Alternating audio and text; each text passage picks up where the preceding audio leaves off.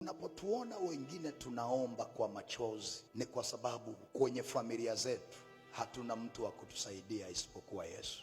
Hatuna mtu yoyote wa kutusaidia isipokuwa Yesu peke yake.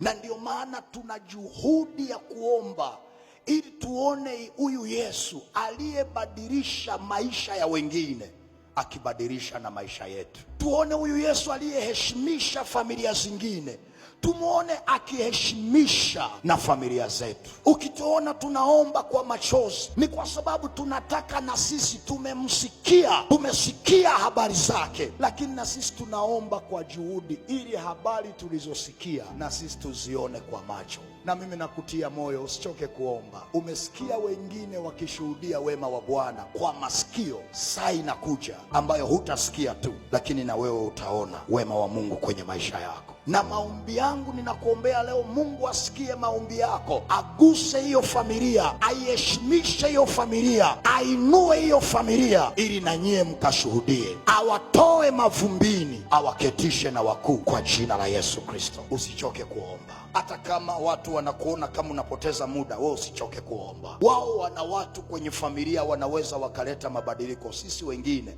hatuna mtu yoyote yule isipokuwa huyu Yesu wa Nazareti. Acha huyu Yesu abadilishe maisha yako na ya familia yako.